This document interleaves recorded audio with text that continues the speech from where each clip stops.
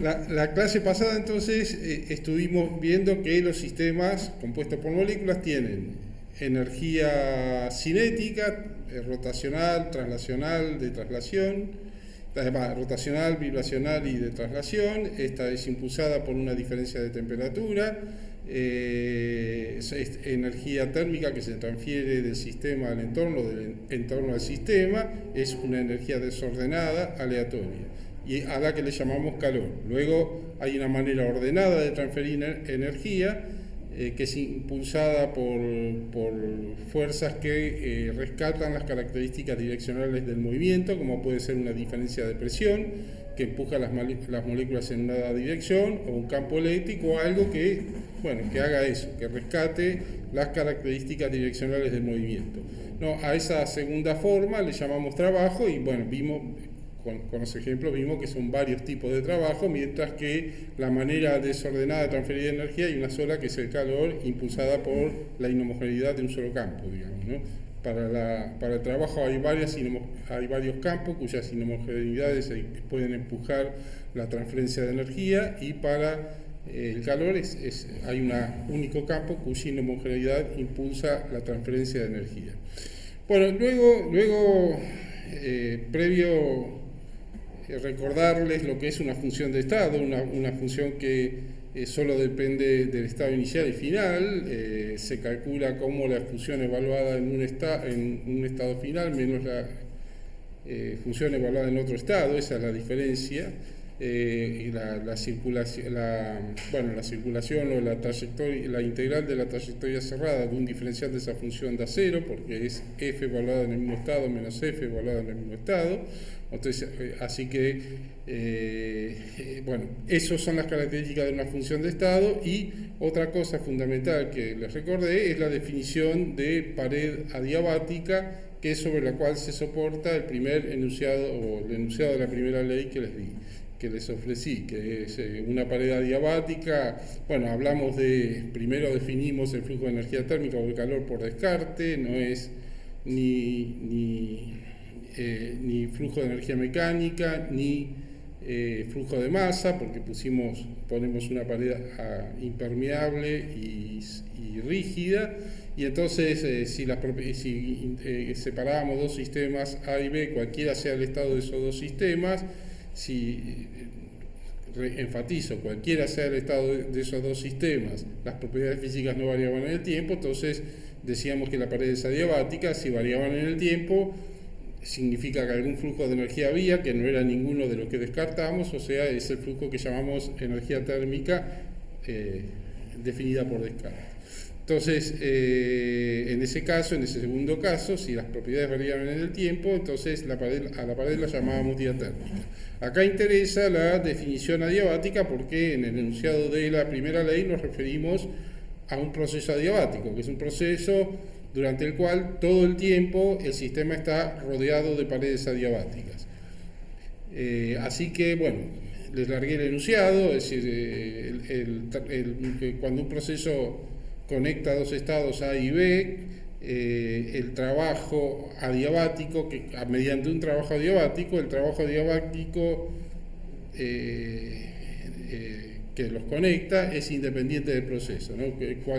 Cualquiera sea el proceso, mientras que sea adiabático, este trabajo es independiente del proceso. Este enunciado, de manera indirecta, nos está diciendo que existe una función de estado tal que el trabajo adiabático es la diferencia entre los dos estados que conectan. Así que ya el enunciado está postulando de manera indirecta la existencia de esta función de estado, que es la que llamamos energía interna del sistema, y que simbolizamos con la letra U. Entonces, hablar de trabajo adiabático o de delta U no es exactamente lo mismo, pero el trabajo adiabático es como que la identifica. Luego nos planteamos cualquier proceso que conecte dos estados. En ese cualquier proceso se intercambia un trabajo dado, y como los dos estados también están conectados por otro proceso, que es el trabajo adiabático, pudimos definir el calor como la diferencia entre la variación de energía interna, o sea, ese trabajo adiabático menos el trabajo. O sea, tenemos una definición de calor en Joule, o sea, midiendo trabajo podemos determinar el calor, ¿no? Así, de esa manera, nos queda una ecuación de balance de energía, que quizás es la forma más habitual con que se enuncia la primera ley, que es el cambio de energía interna es igual al trabajo más el calor, o también vale en términos diferenciales.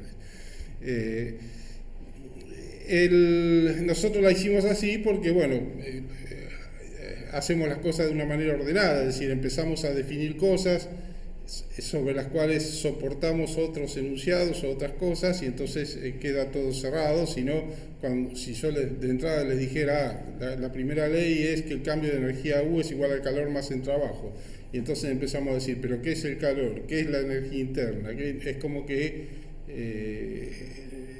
las definiciones quedan medio flojas. De esta manera uno puede seguir una línea de razonamiento a partir de una primera definición, que es la de pared adiabática y la de flujo de energía térmica, que hicimos durante la clase 1, ¿no? Bueno, la idea de... Bueno, otra cosa importante que vimos en la clase pasada es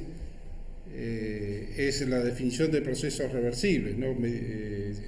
Es un proceso tal que mediante un cambio infinitesimal de las condiciones del entorno yo puedo invertir la dirección en que se produce el proceso. O sea, puedo ir de a cambios infinitesimales, ir avanzando en el proceso, y entonces en cualquier etapa del proceso puedo volver para atrás, y así, de esa manera, puedo volver todo el proceso para atrás y hacer que tanto el entorno, o sea, y el sistema recuperen el estado inicial. O sea, el universo puede recuperar el estado inicial mediante ese proceso.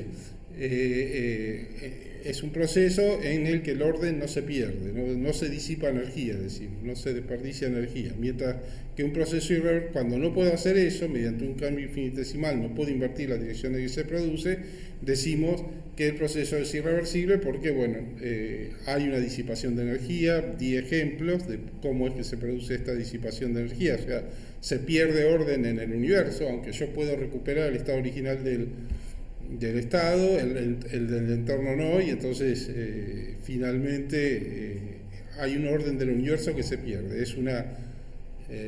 Se vuelve más homogéneo, y entonces ese volverse más homogéneo significa que perdí la oportunidad de transformarlo en alguna forma de energía que a mí me interese. O sea, no lo podemos usar, ¿no? Que esa energía que se desordenó ya no sirve más. Bueno, finalmente también definimos el trabajo PV, no voy a entrar en detalle con el trabajo PV, hablamos también de calor, hablamos de capacidades caloríficas, calores específicos, hablamos de la entalpía, una nueva función de estado. O sea, aparece similar como la energía interna, es decir, se descubre que el calor a presión constante es independiente del proceso, ¿no? Un calor a presión constante conectando dos estados dados, cualquiera sea el proceso, mientras sea a presión constante es independiente del proceso, y eso nos está diciendo que hay una función de estado nueva. Y bueno, descubrimos que está relacionado con la energía interna. O sea, no es una nueva ley, sino es la misma primera ley, nada más que expresada en términos de esa nueva función de estado que llamamos entalpía y que se escribe como U más P por B, ¿no? Y así pueden ir surgiendo varias, es decir, la misma energía interna surge a partir de un proceso de calor a volumen constante, también, que es independiente del proceso. Son procesos tales que, al fijar esa condición, los calores o los trabajos se vuelven independientes del proceso y ponen en evidencia la existencia de la función de estado. No significa que solamente puedo cambiar la función de estado con un calor a volumen constante, por ejemplo, o con un calor a presión constante, sino que simplemente la pone en evidencia y después la puedo calcular en general, y vamos a ver la clase de hoy cómo hacerlo, ¿no? Bueno, creo que de las cosas importantes no me quedó nada colgado, pero eso es lo que vimos. Entonces, y por ahora concéntrense en que ahora tengo dos nuevas funciones de estado, U, es decir, la energía interna y la entalpía, ¿no? Y hay variables de estado con las cuales caracterizar el estado del sistema. Las más apropiadas generalmente son la temperatura, la presión y el volumen, y bueno, entonces uno puede visualizar estas funciones de estado como, por ejemplo, vamos a empezar a escribir algo, así no abuso de su capacidad de abstracción.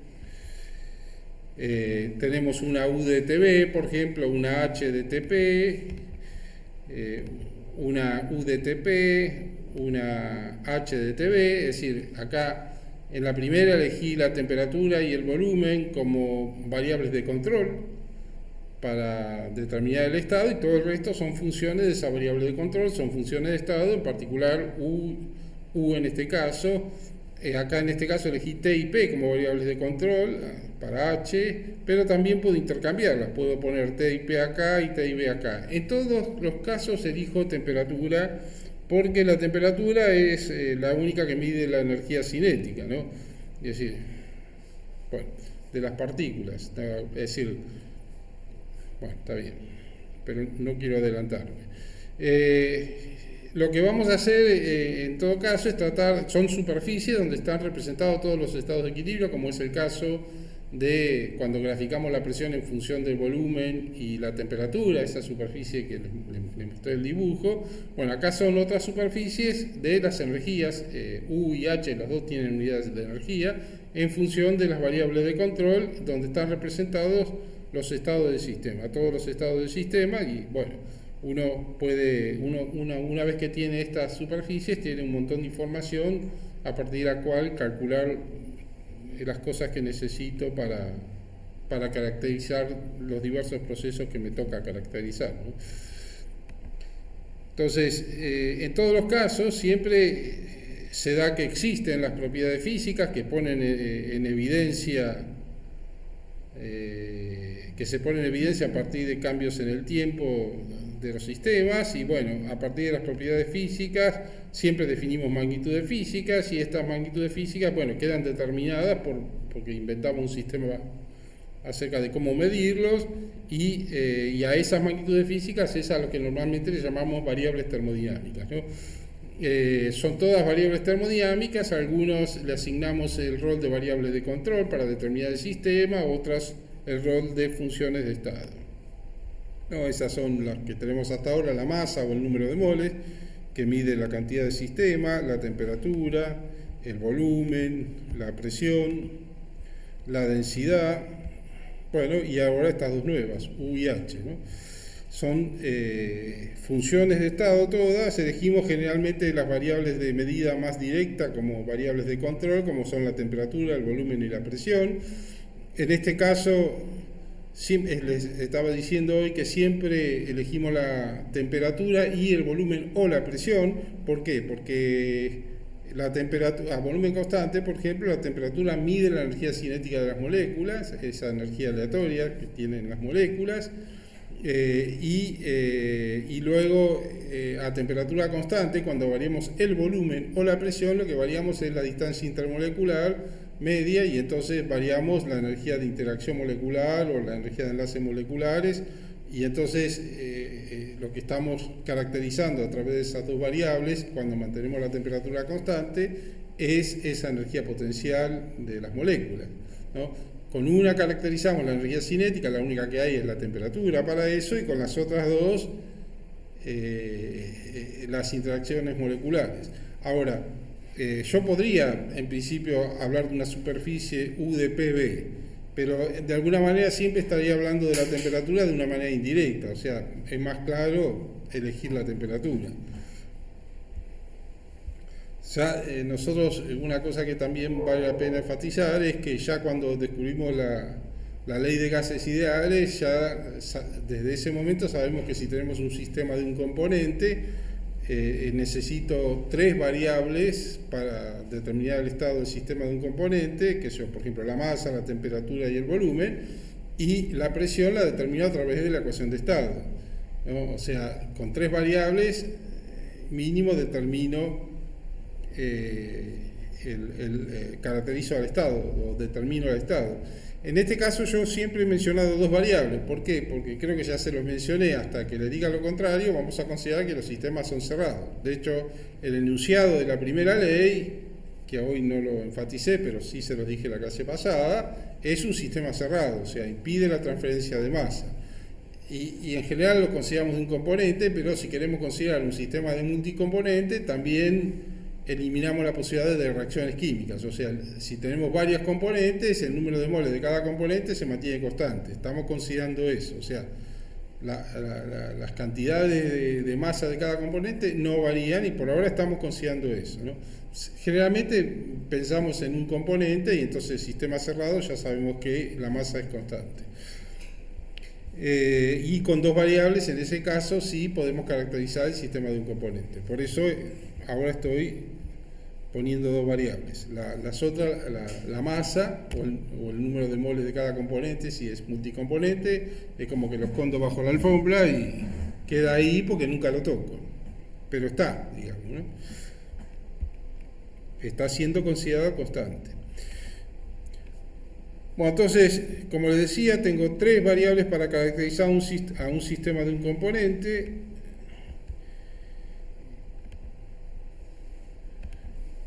No, estos son los parámetros de control. Al resto los llamamos funciones de estado.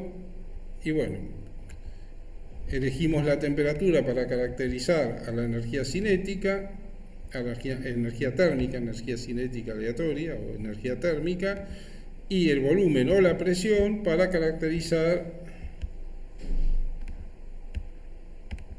a las interacciones moleculares, o sea, energía potencial.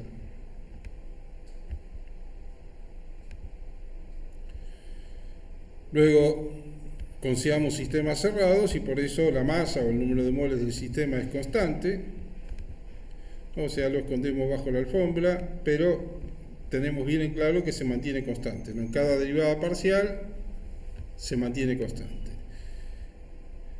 Así podemos elegir T y B y escribir una U de TB, ¿no?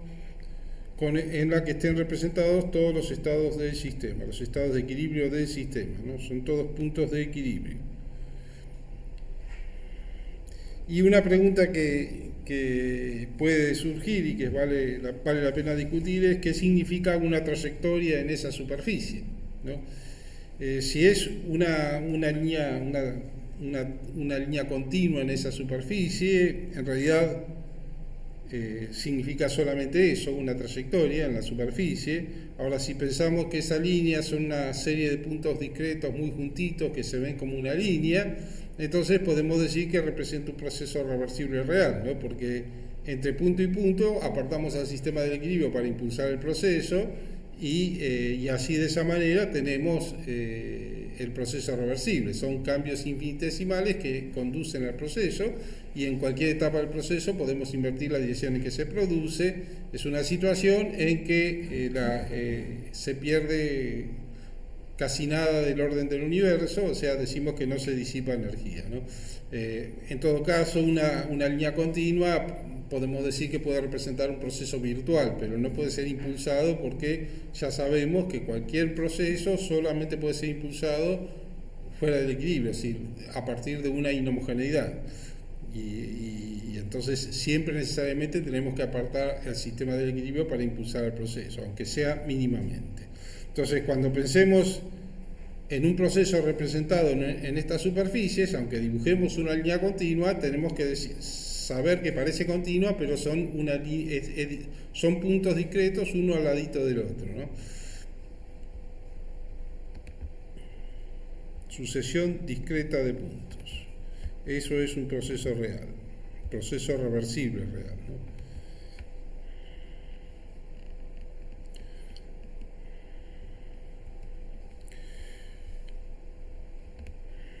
Bueno, entonces, si pensamos en una superficie de TB, en principio elijo T y B, ¿por qué? Porque para U, ¿no? Para U elijo T y B porque la pendiente con U a B con T, la pendiente de U con T a B constante la conocemos.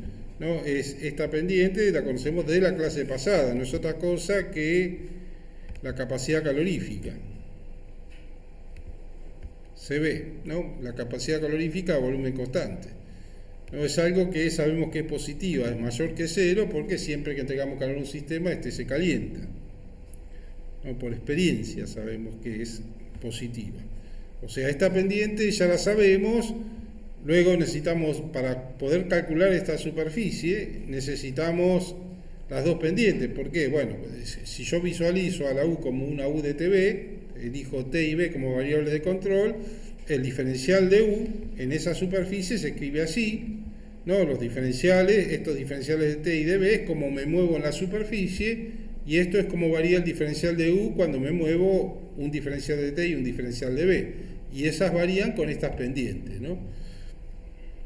Entonces, para poder calcular la superficie, lo que tengo que poder hacer es integrar esto, ¿no? Integrar esto con la temperatura y esto con el volumen. Estas pendientes son, como U es una U de TB, las pendientes también son funciones de T y B, y bueno, tengo que ver qué funciones son, esta ya la conozco, la que no conozco es esta, y integrarlas y de esa manera hallo la superficie, ¿no? La que tengo que conocer es esta, porque la otra ya sé que es CB. Antes de ver cómo obtener esa pendiente, podemos especular sobre qué cabe esperar con la pendiente, ¿no? Por lo pronto, para un gas ideal tiene que ser nula, porque el gas ideal depende solo de la temperatura, no depende del volumen, ¿no? Le da lo mismo estar en un volumen más grande o más chico, porque las interacciones son despreciables, es decir, lo que cambia en U con cambios de volumen es eso, la distancia intermolecular que afecta a las interacciones moleculares, pero si estas son despreciables no cambia nada, y por lo tanto U no depende de B, depende solamente de T, y esta derivada es cero. Para un gas real, bueno, depende de en qué rango esté, pero supongamos que lo más común es estoy dentro de un predominio de fuerzas atractivas, y entonces eso significa que tengo que hacer un trabajo positivo para separar a las moléculas, o sea, un aumento de volumen me tiene que dar un aumento de energía, le entrego energía al sistema, tengo que hacer un trabajo positivo para separar a las moléculas. Así que la pendiente para eso significa que aumenta la energía del sistema, y entonces la pendiente de esto con el predominio de fuerzas atractivas tiene que ser, espero que sea mayor que cero. Así, mi superficie podría ser una cosa como esta, donde he dibujado una pendiente positiva con la temperatura y una pendiente positiva con el volumen. Podría ser un plano, ¿no? Por ejemplo, si estas dos pendientes son constantes, esta es CB, por ejemplo, el CB para sólidos o para líquidos se mantienen bastante constantes, y para gases a temperaturas medias y altas permanece constante. Bueno, sería un plano en ese caso, ¿no? La superficie. Acá les dibujé curvatura, una curvatura dada, aunque no le di significado físico a esta curvatura, pero claramente significa, la curvatura esta significa la derivada de CB respecto de T, ¿no? Yo ya sé que es positiva siempre que CB va aumentando con la temperatura, y por eso la dibujé positiva. Y esta, bueno, todavía no sé lo que es la pendiente, así que, es decir, sé que mide la energía potencial, pero no puedo representarla matemáticamente, así que tampoco puedo andar interpretando la curvatura. Bueno, y en la otra superficie de la que estábamos hablando, H de TP, acá elegí T y P como variables porque conozco una de las pendientes, también igual que antes, ¿no? La pendiente de H con T a P constante, que ya vimos en la clase pasada, ¿no? La conocemos, es igual a CP, la capacidad calorífica a presión constante, y que por supuesto también es positiva porque siempre que le entrego calor a un sistema, se calienta, aumenta su temperatura. O sea, conozco una de las pendientes. Para obtener la superficie yo escribo el diferencial que tengo que integrar, donde esta primer pendiente la conozco, la que no conozco es esta ahora, ¿no? Esta es la que tengo que averiguar y es más difícil de decir porque H no tiene una interpretación así tan clara como lo tiene la energía interna, ¿no? Es decir, la entalpía sabemos que es igual a U más P por B, digamos, me habla de la variación de energía interna, pero también me habla de la variación de P y B, digamos, ¿no? de P por B, de alguna manera involucra el trabajo entregado al entorno, ¿no? Me dice, yo le tengo, primero es el calor que yo tengo que entregar a presión constante para aumentar en un dado delta T el sistema o provocar un cambio de U, pero también para entregarle trabajo al sistema. Las dos cosas, es el calor, lo gasto en aumentar la energía interna, por un lado, y en perder energía entregándosela al entorno, haciendo trabajo sobre el entorno. O sea, me habla de las dos capacidades, ¿no? La capacidad de entregar energía al sistema, de que cuando aumenta H, aumento la energía del sistema, pero también estoy perdiendo un poco entregándosela al entorno. Bueno, entonces, la pendiente de esto, en principio, va a depender un poco bueno, va a depender, ya sabemos, depende de las interacciones, ¿no? Un aumento de presión disminuye el volumen y las moléculas están más cerca y, por ejemplo, la U la disminuye. Y el P por B depende en realidad, ¿no? Porque el P por B, a ver, bueno, me desconecté con lo que tenía escrito acá. Es decir, para el gas ideal es nula porque despreciamos las interacciones igual que antes, ¿no? Aumento la presión, disminuye el volumen. Si es un gas ideal, para este gas es irrelevante esa disminución de volumen, no cambia la energía, o sea, para el gas ideal es cero, ¿no? P por B es mu por RT, o sea, a temperatura constante, ni P por B ni U varían. Pero para un gas real, ¿no? Si yo tengo, por ejemplo, un contexto de fuerzas atractivas, ¿no? Como ves, la inversamente proporcional a P, bueno, ya se lo dije, si aumento la presión disminuye el volumen, y este delta P me va a implicar un aumento de la presión, me va a implicar a temperatura constante una disminución de la energía interna, o sea, U va a disminuir, pero con el P, este U va a disminuir, pero el P por B no siempre va a disminuir, ¿no? O sea, el P por B básicamente a temperatura constante es como el factor de compresividad, ¿no? Acuérdense que el factor de compresividad es P por B sobre mu por RT, ¿no? Mu constante, es decir, número de moles constante, temperatura constante, o sea, la variación de P por B, la variación del factor de compresividad. Y nosotros teníamos, creo que acá lo dibujé en chiquito, bueno, en el dominio creciente de fuerzas atractivas teníamos una parte que se alejaba del 1, o sea, iba a parar a un mínimo y después empezaba a crecer de nuevo, ¿no? Acá, no sé si se alcanzan a ver las curvas, acá hay una situación donde voy aumentando la presión hasta que llego a un mínimo, ¿no? Esto es como un dominio creciente, un predominio creciente de fuerzas atractivas, cada vez son más fuertes las fuerzas atractivas, hasta que llega a un mínimo y entonces ese predominio va a empezar a decrecer. Todo dentro del dominio de fuerzas atractivas, Z menor que 1, ¿no? Entonces, el P por B se hace negativo, es negativo hasta este Z mínimo, a este valor de factor de compresividad mínimo, y luego se hace positivo. Así que, y en general domina las variaciones de esto sobre esto, o sea que esta pendiente puede ser positiva, espero que sea positiva de acá hasta acá y negativa de acá hasta acá. Ya vamos a volver al final de la clase sobre eso.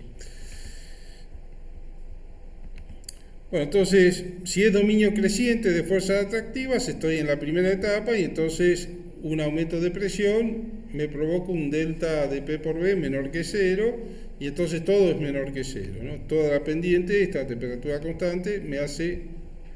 Bueno, es AT, todo esto hablo de AT constante y el P por B entonces me va disminuyendo y esto es menor que 0. Pero si estaría en esta etapa, sería al revés, mayor que 0, ¿no?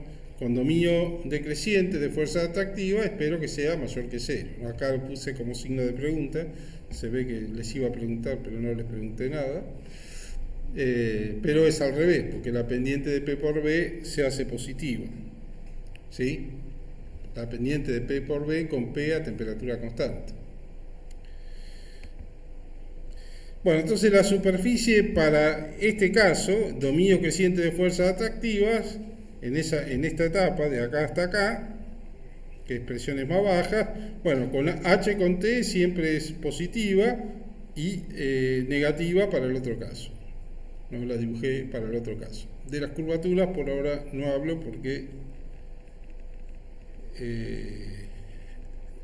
bueno, con el Cp de T sí, siempre Cp crece con la temperatura, o sea que está bien que sea positiva. La otra tengo que calcular primero esto para ver qué cabe esperar. Aunque acá fíjense que si está manejado por la curvatura de esto, la derivada de PB, que es la curvatura de esta, es positiva. O sea, las curvaturas deben ser positivas en los dos casos, ¿no? Porque es la derivada segunda del factor de compresividad, que es positiva. Entonces, la dibujé positiva, está bien, tiene fundamento físico, no es aleatorio. Bueno, entonces necesitamos conocer las pendientes como función de las variables de estado para poder despejar la superficie, para poder integrar esos diferenciales. Para conocer las superficies, bueno, primero me planteo esto, ya sé que una la conozco, una pendiente la conozco, o me planteo esto y ya sé que la otra pendiente la conozco. Entonces lo que tengo que averiguar, bueno, todas estas pendientes las puedo obtener o de ecuaciones de estado o las puedo obtener a partir de curvas experimentales, y puedo hacer, es decir, de curvas con datos, y puedo hacer integrales numéricas y obtener numéricamente la superficie. ¿No? Los datos están en curvas de tipo P de TV o algo así, nada más que la tengo que escribir como estas pendientes. Es decir, yo tengo estos datos y a partir de estos datos tengo que tratar de poder escribir estas pendientes, y si estas curvas, esta ecuación de estado no me alcanza, porque acá en realidad voy a necesitar dos, no me alcanzan, entonces tendré que inventar nuevos experimentos para que me alcancen y entonces poder obtener las dos pendientes. ¿No? Las que tengo que tener acá, las que me faltan son estas dos, ¿no? Para esta y esta las conozco, tengo que conseguir estas dos pendientes. ¿No? Esta es CB y esta es CP, ¿no? ¿No? Energía interna versus temperatura, ¿no? Si es lineal, entonces U es proporcional a la temperatura. Lo mismo, pero acá a T constante, al variar B, solo afectamos la energía potencial, interacciones intermoleculares, ¿no? Todas cosas que ya dije. Y repito, bueno, de esto se ve que no repetí nada. No repito nada, pero bueno, es lo que comenté recién, ¿no?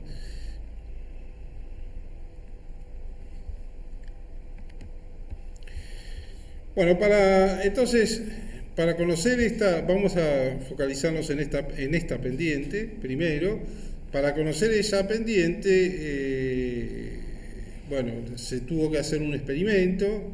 Que inventó el experimento fue Joule, y por eso se llama experimento de Joule. Es otro experimento, ¿no? Se ve que hizo muchos experimentos este muchacho.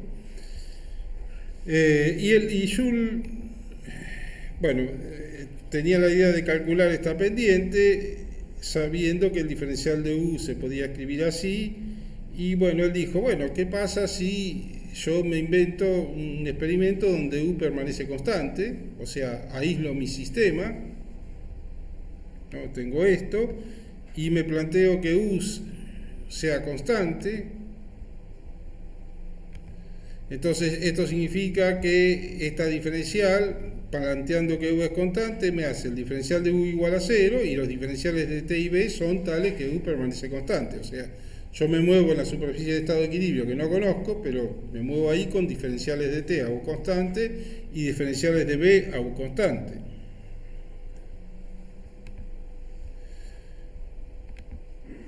Bueno, y esto implica que si yo divido todo por el diferencial de TU, ¿no? Divido todo por el diferencial de TU, y esto lo paso para este miembro, me queda que menos la derivada de U respecto de T a B constante es igual a esta derivada, esta pendiente, por el diferencial de B a U constante dividido por el diferencial de T a U constante, que esto no es otra cosa que la derivada parcial de B respecto de T a U constante.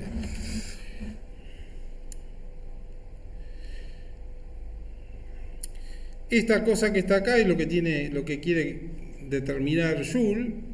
Esto lo conozco porque es CB, y esto, bueno, lo que hizo Joule es inventar un experimento para medir esto. La derivada, en realidad la inversa. Produjo una expansión y midió a U constante y midió el delta T. Esta relación también la podemos obtener directamente usando matemática, aplicando lo que se llama la regla del rulo, una regla donde si yo tengo una función u de tb, yo puedo escribir la derivada de u respecto de b a t constante e ir haciendo circular estas variables en esta dirección. Pongo acá en lugar de b pongo t, acá en lugar de b pongo u, y el u lo mando para acá y tengo esto, lo multiplico, bueno, y acá hago otros cambios similares, pongo el U acá, el T acá y el B acá, y escribo esto, y el producto de estas tres da menos 1, ¿no?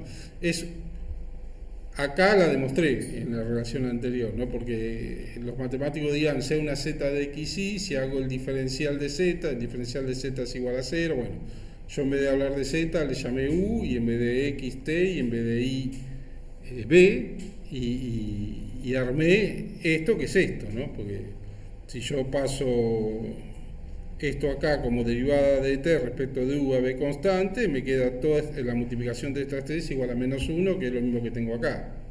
¿Sí? Acá lo hice un poco más físico, pero acá esta regla matemática la vamos a usar muchas veces, así que sepan que pueden hacerlo, ¿no? Si yo tengo una función de estado u de la variable que sea, bueno, puedo hacer eso. Bueno, entonces, usando esto, considerando u de tb y esta regla del rulo, yo puedo despejar la derivada de u respecto de b a t constante, que es esta que está acá, como menos la derivada de u respecto de t a b constante, que es esta que la paso dado vuelta acá, y esta que la paso como para este lado como derivada de t respecto de u respecto de t a b constante. Esta es esta, y esta que la paso como derivada de t respecto de b a u constante, ¿no? Este es el signo menos que está acá. Esto ya lo conozco, que es cb, o sea que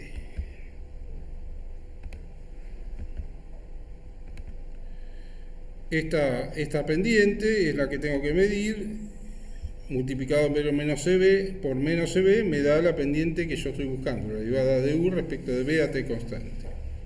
Entonces, esto es lo que hay que medir.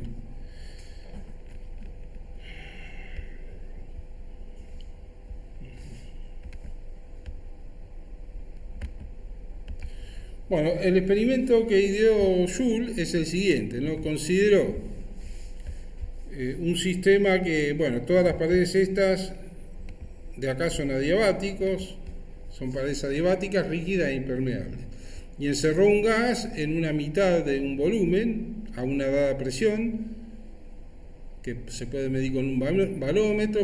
Puso un termómetro para medir la temperatura acá, y acá había una válvula que la mantenía cerrada hasta que la abre de golpe y el gas se expande espontáneamente para ocupar todo el volumen, ¿no? El volumen aumenta y la presión disminuye, ¿no? El sistema está completamente aislado y por eso puedo asegurar que U permanece constante, ¿no? Entonces Q es igual a 0, porque es adiabático y no hay trabajo sobre el sistema, o sea, por eso es que U permanece constante. No, el delta U en este proceso es igual a 0. Acá está representado el mismo experimento, pero visualizando al gas como moléculas. Si el gas es ideal, que en realidad Joule en principio cuando hizo el experimento puso un gas muy diluido, o sea que se comportaba como ideal, y cuando fue a medir el cambio de temperatura, porque la idea es medir la temperatura acá y la temperatura acá, bueno, se duplica el volumen o aumenta el volumen, no importa, entonces mide la diferencia de temperatura para ese aumento de volumen, bueno, la diferencia de temperatura se perdió en el error experimental, o sea, dio 0 para él, no le dio nada, fue frustrante, pero bueno, después se dieron cuenta él y otros que había puesto un gas demasiado diluido, cuando lo puso más denso, entonces sí registró una disminución de temperatura. ¿No? ¿Por qué una disminución? Porque como el sistema no podía obtener, la expansión implica un aumento de la energía interna del sistema en un predominio de fuerzas atractivas, ¿no? Acá en la expansión siempre va a haber, bueno, después lo explico mejor, pero siempre va a haber un predominio de fuerza atractiva, aunque empiece desde una presión muy, muy grande, donde hay predominio de fuerzas repulsivas, ese predominio desaparece con una variación una pequeña variación de volumen, el resto de la expansión es todo predominio de fuerzas atractivas, o sea que siempre va a haber predominio de fuerzas atractivas durante casi todo el proceso, entonces esa energía la tiene que sacar de alguna parte y la única parte donde hay es energía cinética, entonces la saca de ahí, el gas se enfría para poder expandirse. Y ahí detectaron eso, entonces la expansión contra el vacío, y entonces una vez que manejaban el experimento, lo que miden en realidad son temperatura final, temperatura inicial, volumen final, volumen inicial, y se sabe que es AU constante. Son diferencias finitas, no miden una derivada, un diferencial no lo miden. Entonces, finalmente lo que obtienen es una curva de TF en función de BF de estos datos, y a esa curva le saca la pendiente, y esa pendiente es la derivada de T respecto de B a U constante. ¿Sí? Entonces, midiendo una curva se puede calcular la pendiente, y de esa manera, bueno, determinan que en realidad μJ es una constante, ¿no? Siempre les da constante. Se le llama en honor a Joule, que inventó el experimento, coeficiente de Joule. ¿No? Para el gas ideal, entonces μJ es igual a 0 porque las interacciones, no hay ninguna energía que compensar, entonces no se enfría. Para un gas real se enfría.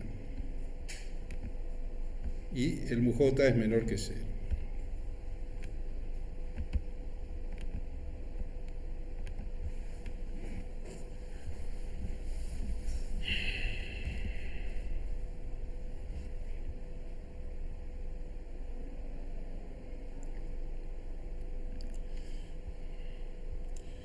Bueno, entonces tenemos este coeficiente de Joule que es menor que 0, así que la variación de U respecto de B a T constante, que era menos CB por el coeficiente de Joule, es mayor que 0, como nosotros entendíamos que tiene que ser para un predominio de fuerzas atractivas, ¿no? Para que entenderlo más claramente, ¿no? Es decir, bajo predominio de fuerzas atractivas hay que hacer un trabajo mayor que 0 para separar a las moléculas, ¿no? O sea, el delta U aumenta, porque cuando aumenta el volumen, ¿no? Pues cuando separamos las moléculas y aumenta el volumen.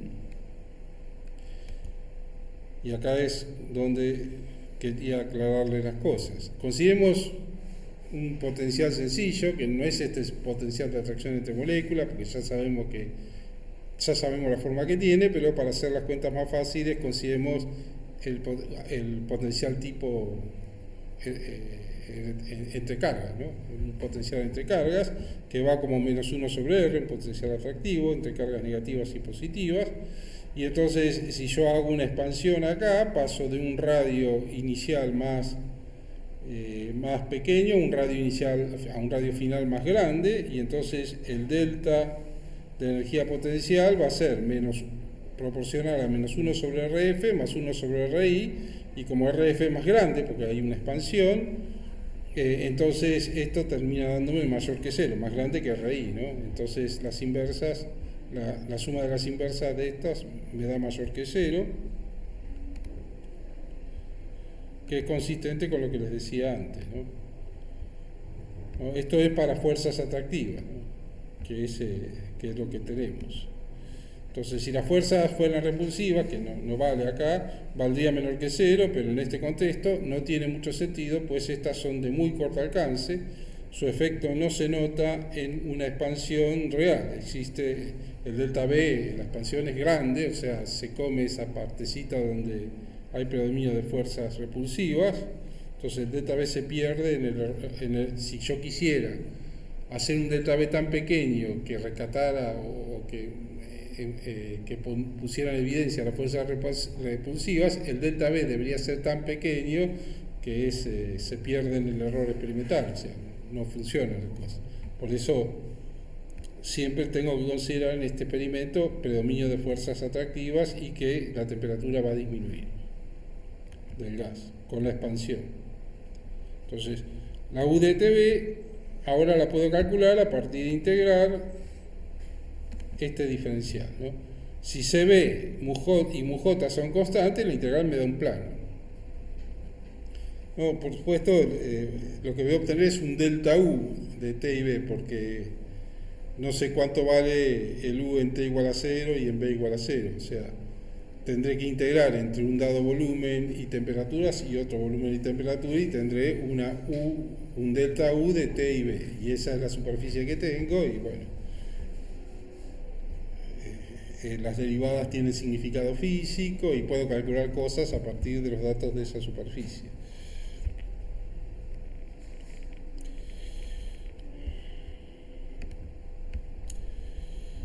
Bueno, y ya que estamos con las capacidades caloríficas,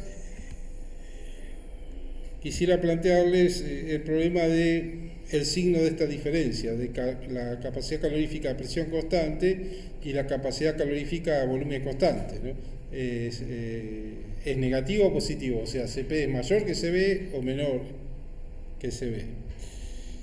Primero hagamos un análisis más o menos intuitivo y después hagamos un cálculo.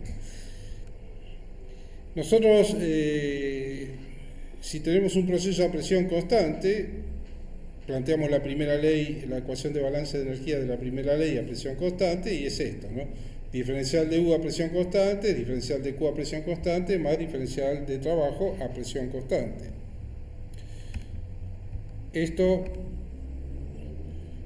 significa que el calor se reparte entre el incremento de U y el trabajo entregado al entorno, porque si esto paso para este lado como menos diferencial de omega P, eso es más diferencial de trabajo entregado al entorno. O sea, el calor se reparte entre dos cosas: el aumento de energía interna, o sea, el aumento de temperatura, y el trabajo entregado al entorno.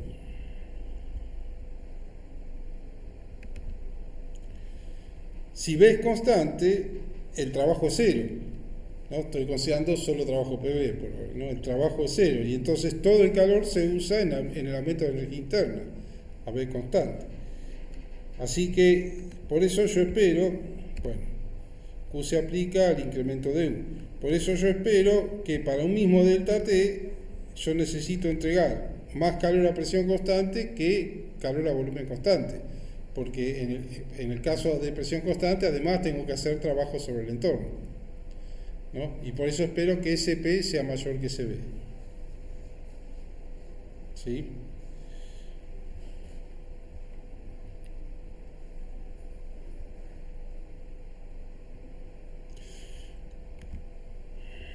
Así que esto implica que CP es mayor que CB. Bueno, hagamos unas cuentas ahora. Nosotros sabemos que CP es la pendiente de H con T a presión constante, CB la pendiente de U con T a volumen constante, y H es igual a U más P por B. ¿No? Con todo esto tengo que poder lograr calcular un CP menos CB. ¿no? Así que CB lo puedo escribir como la derivada de todo esto respecto de T a presión constante. Me queda la derivada de U respecto de T a presión constante, más P, esa presión constante, por eso no es una constante acá, por la derivada de B respecto de T a presión constante.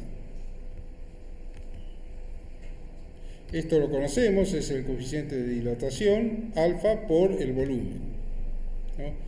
Es decir, esta pendiente es alfa por B.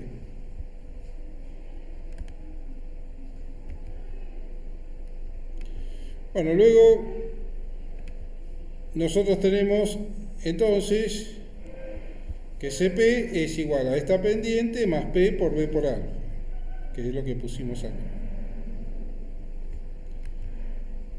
Ahora, esta otra pendiente, la derivada de U respecto de T a presión constante, bueno, tenemos que ponerla en términos de cosas más conocidas, ¿no? Una cosa que conocemos nosotros es esto que calculamos recién, ¿no? La diferencial de U es igual a CB diferencial de T. Acá la dejo así a la pendiente, pero podría poner menos mu j por CB también. Pero quiero dejarla así porque ya sé el signo de esto, ya conozco, con eso me alcanza, por diferencial de B. Entonces, conociendo esto, yo puedo plantearme moverme en esta superficie U de TB considerando condicionada a que la presión, ese movimiento condicionado a que la presión sea constante. O sea, todos los diferenciales de T, de B y de U son tales que la presión es constante. Luego divido todo por el diferencial de T a presión constante, porque quiero hallar la pendiente de U con T a presión constante, ¿no? Quiero hallar esto, que es esta pendiente, y me queda CB, que es esto, la derivada de U respecto de B a T constante, por la derivada de B respecto de T a presión constante,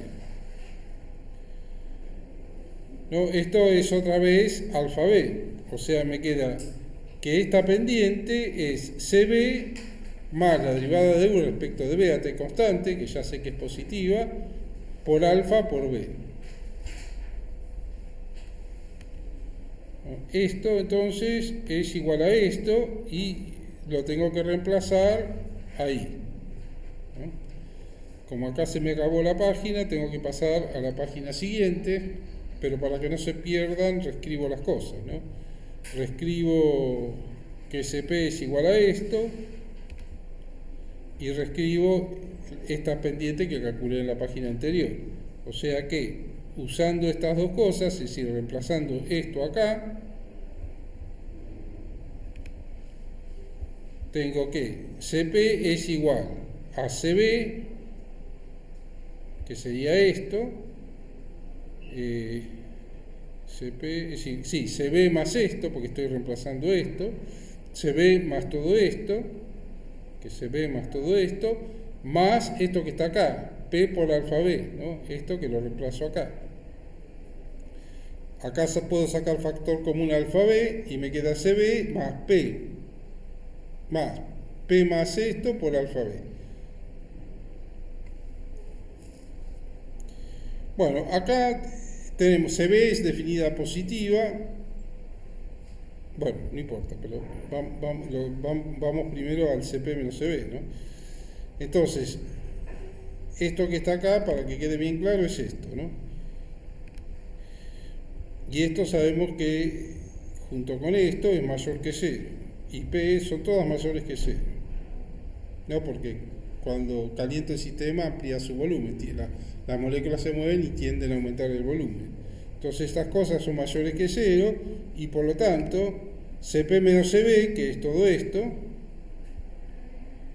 me queda igual a todas estas cosas que son positivas, o sea que digamos es este cálculo convalida el análisis intuitivo que hicimos antes. Igual todavía falta convalidar más en general todo esto, pero ya vamos a ver que todavía podemos avanzar al respecto, pero necesitamos la segunda ley para eso. Entonces, esto finalmente implica que CP es mayor que CP. ¿Alguna duda hasta ahora?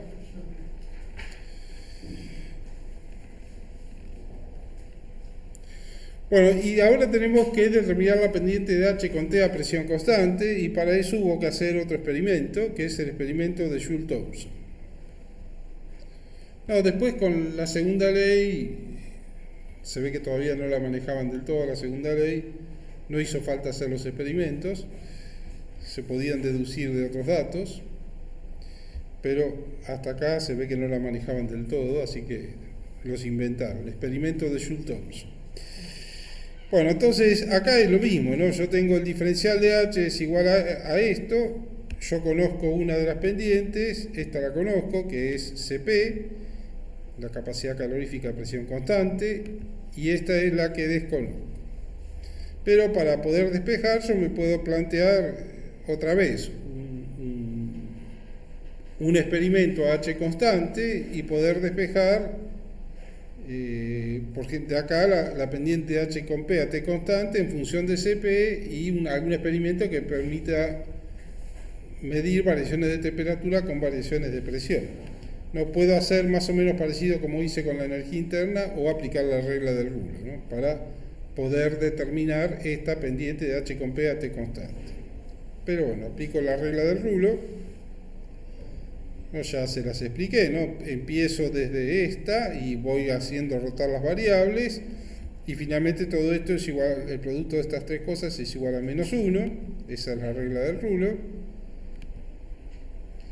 Yo puedo despejar esta de acá y me queda, paso para este lado esta, que la derivada me queda como -1 por la derivada de H respecto de T a presión constante, que es Cp, y paso esta, que me queda como la derivada de la temperatura respecto de la presión a H constante, ¿no? Es lo que les decía, dejamos H constante y finalmente ponemos las cosas en términos de medir esto, digamos, ¿no? O sea, me queda menos, todo esto, como esto es Cp, me queda menos Cp por la derivada de T respecto de P a H constante. O sea, tengo que medir esta pendiente, básicamente lo que tengo que provocar es expansiones de un gas, impulsada por un delta P, medir el delta P y el delta T, y que sea H constante. No es tan obvio hacer un experimento así, pero bueno, se pudo hacer, a alguien se le ocurrió la idea. A priori es difícil de concebir, una vez que ya uno la sabe, como siempre, es fácil. Con el diario del lunes todo el mundo es un genio. Bueno, entonces, pero hasta ahora sé esta relación, ¿no? Y hay que medir esto, variaciones de temperatura con variaciones de presión a H constante.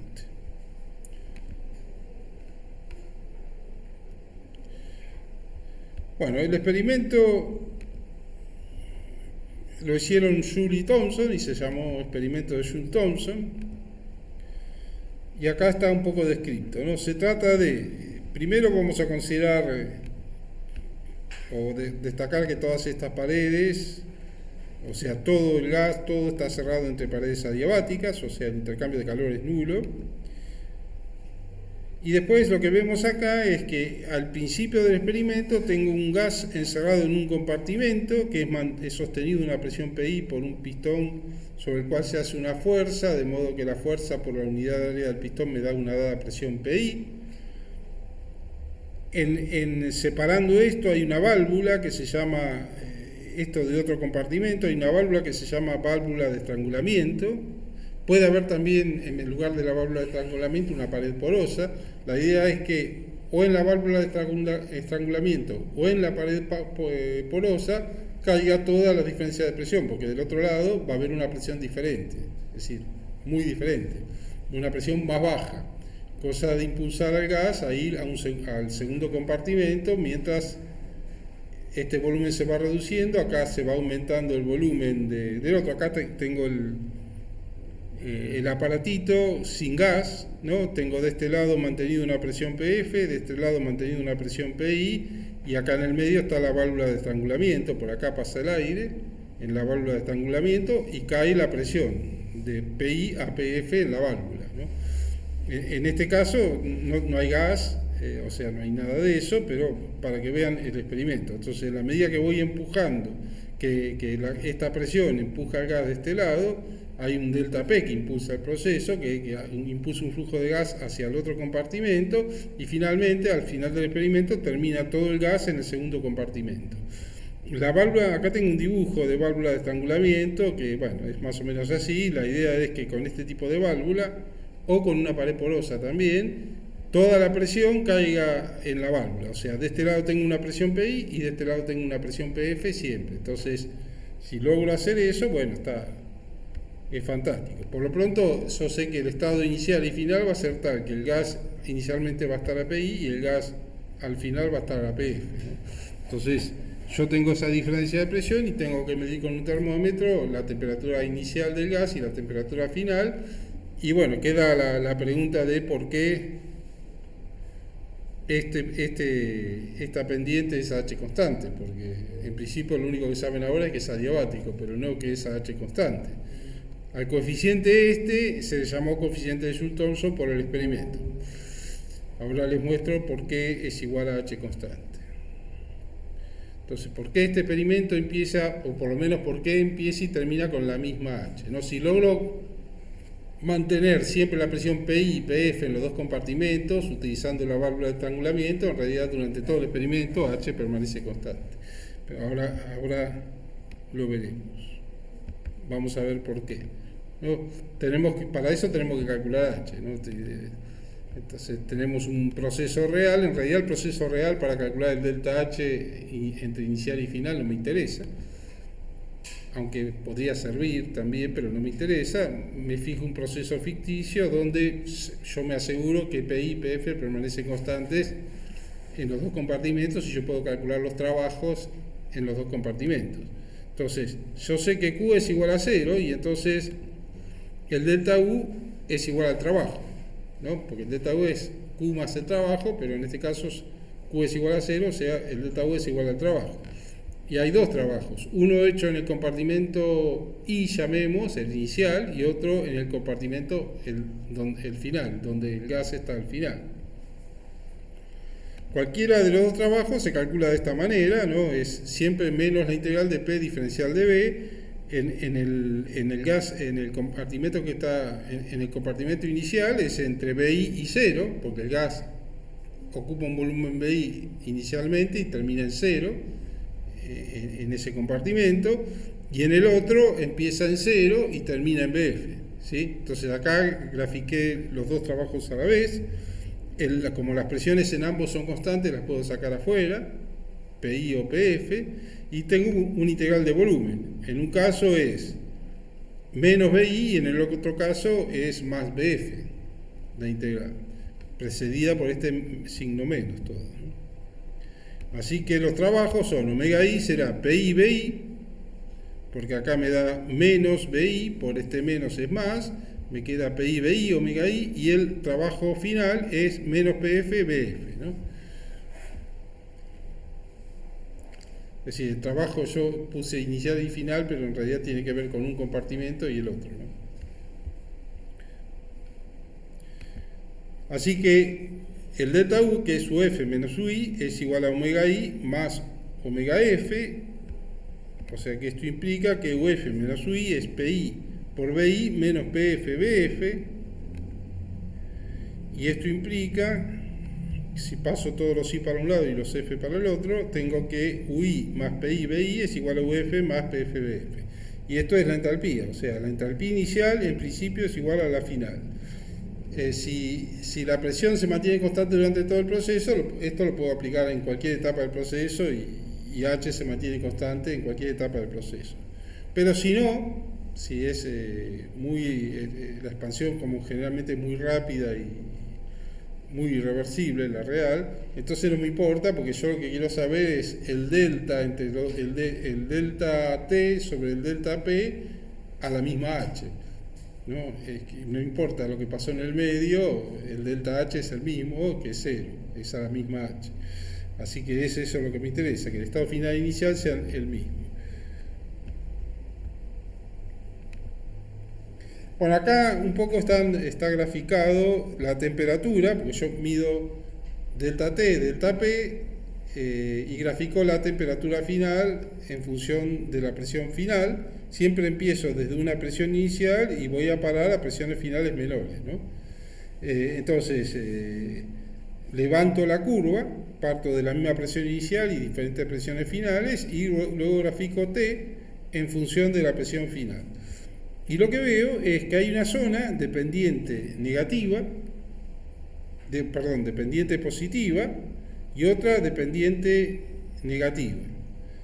Esta es la zona dependiente positiva, es la de presiones menores, que es donde tengo predominio de fuerzas, en todo el rango de presiones que me manejo tengo predominio de fuerzas atractivas, pero uno es predominio creciente de fuerzas atractivas desde el Z de presiones bajas hasta el mínimo del factor de compresividad, y el otro corresponde al dominio decreciente de fuerzas atractivas.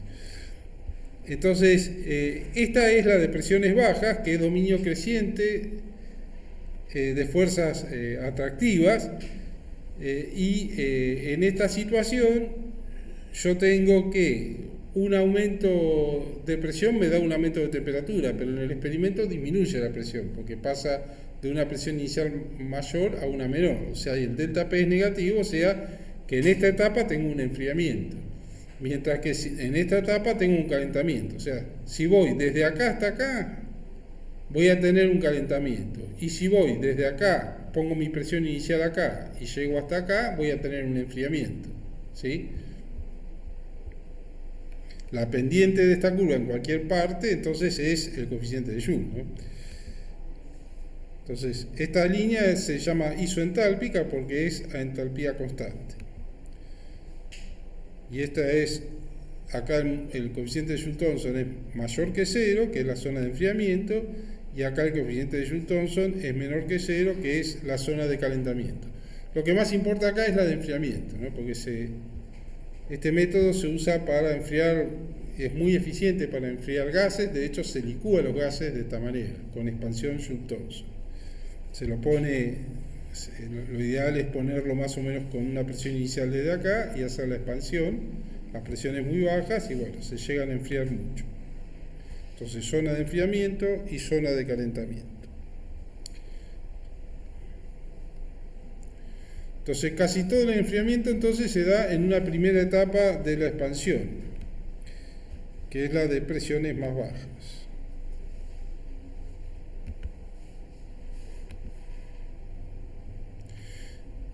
No, a presiones más bajas tengo la zona de enfriamiento, como les decía recién, y en JT es mayor que 0.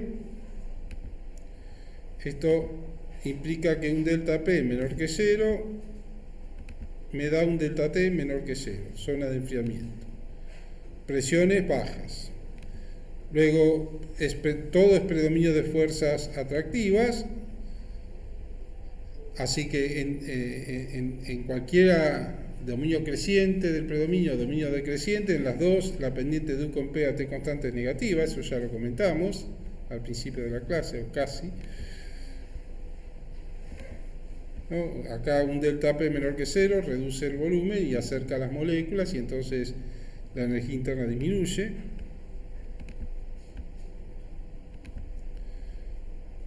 Entonces hace falta energía para la expansión en este caso y un poco por esto ya se enfría, pero lo más importante es el P por B, ¿no? Entonces la energía que hace falta para la expansión la provee la temperatura y por eso se enfría, pero lo más importante en el H más que el U es el P por B y veamos cómo es eso, que un poco ya se los dije, pero vamos a dejarlo más claro. Entonces, la derivada de H respecto de P a T constante, vimos que era menos EP por el coeficiente de Joule-Thomson, ¿no? ¿Qué significa H acá? ¿No? Tenemos que entender bien cómo es que funciona esto, ¿no? Yo tengo que hacer la pendiente de H. Es un poco, ya se lo dije, ¿no? H involucra cambio de energía del sistema, pero también la capacidad de hacer trabajo sobre el entorno, es decir, que el sistema tiene de hacer sobre el entorno, las dos cosas. Entonces, cuando escribimos esta pendiente, bueno, consideramos que U es más P por B, ¿no? Cambio de energía del sistema y la capacidad de hacer trabajo sobre el entorno. Me queda la derivada de esto respecto de P, que es la derivada de U respecto de P a T constante, que ya sabemos que esto es menor que 0 siempre. Y después tengo esta otra derivada, que ya les comenté, que está relacionada con el factor de compresibilidad. No, a T constante y masa constante, esta pendiente es directamente proporcional a la del factor de compresibilidad. No, esta es esta misma que dije acá y es negativa, ¿no? Y esta es la que tenemos que averiguar. Entonces, tenemos siempre el predominio de fuerzas atractivas, dijimos. Esto lo podemos ver con el ZP, que el ZP, el factor de compresividad, que es P por B sobre, bueno, si este es volumen, acá me falta el número de mole, en realidad si fuera esto un volumen no molar, me comí el número de moles. A ver, bueno, después lo pongo. Entonces, si este es el ZP, en realidad el número de moles es constante, no cambia nada, ¿no? Entonces, ya sabemos que esto va decreciendo hasta un Z mínimo, ¿no? Que es el máximo predominio de fuerzas atractivas, ¿no? Y antes de la pendiente de ZP con P a T constante es 1 sobre T por la derivada de P por B respecto de P a T constante. Tengan en cuenta que acá es mu por RT, ¿no? Me comí el número de moles. Entonces, lo que vemos es que vemos que la pendiente, el signo de la pendiente de este es el mismo que el signo de la CP con P, ¿no? Entonces, si el coeficiente de Joule, en la zona donde el coeficiente de Joule-Thomson es mayor que 0, se corresponde con el dominio creciente de fuerzas atractivas, hasta desde la izquierda hasta el Z mínimo. Y cuando el coeficiente de Joule-Thomson es menor que 0, que es la zona de calentamiento, es desde ese mínimo hacia la derecha, en la zona decreciente, el dominio decreciente de fuerzas atractivas. Entonces, si yo, por ejemplo, pongo la presión inicial en el Z mínimo, como les dije hace un rato, y expando el gas desde ahí, tengo mayor eficiencia para enfriar el gas, mayor enfriamiento, ¿no? Es el mayor enfriamiento posible para ese gas, que es la parte más importante, ¿no? No sé si entendieron bien cómo se relaciona el factor de compresibilidad con este máximo que hay en la isotálpica, ¿no? En la isotálpica hay un máximo, está relacionado con el mínimo del factor de compresibilidad, ¿no? ¿Tienen alguna duda de eso? ¿No? ¿Lo entendieron todo? Bueno. Entonces, el máximo de la isotálpica entonces es generado por el mínimo de la ZdP. No digo que es exactamente el mismo, porque también interviene la U, pero es generado por eso. Es el cambio de pendiente generado por el cambio de pendiente en la ZdP. Entonces, la derivada de H respecto de P a T constante es menor que 0, entonces implica mu JT mayor que 0, y esta es zona de enfriamiento, y eso se da a presiones más bajas. Dominio creciente de fuerzas atractivas a la izquierda del mínimo, ¿no? Viceversa es el caso del dominio decreciente de fuerzas atractivas, ¿no? Es decir, el mu JT es menor que 0, zona de calentamiento, presiones más altas, dominio decreciente de fuerzas atractivas a la derecha del mínimo, ¿no? Todo al revés que esto. Así que acá resumo en un párrafo. No, el máximo en la isotálpica, punto de inversión, se llama punto de inversión ese máximo, está directamente correlacionado con el mínimo en ZdP, el cual indica el estado P y T en que el dominio de fuerzas atractivas pasa de ser creciente a decreciente. Mientras es creciente, T de la isotálpica incrementa con P, lo que significa que el coeficiente de Joule-Thomson es positivo y el gas se enfría con la expansión de Joule-Thomson. Viceversa cuando es decreciente. Una especie de resumen de lo que le venía diciendo. Bueno, si yo tengo temperaturas API constante y bastante grande y temperaturas muy grandes, tanto el U como el P por B del H son grandes, ¿no?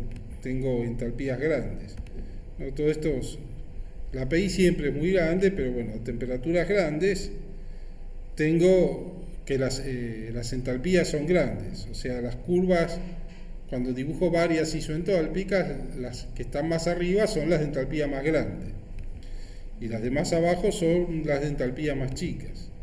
Entonces, esto es porque U y B aumentan con T, pero bueno, también U y P por B aumentan con T, ¿no? Así que si dibujo varias isoentálpicas, las veo así. Una cosa que destaco acá es que la zona de enfriamiento, acá voy graficando los máximos, ¿no?, de las isoentálpicas. A partir de acá para acá, hacia la izquierda, es la zona de enfriamiento.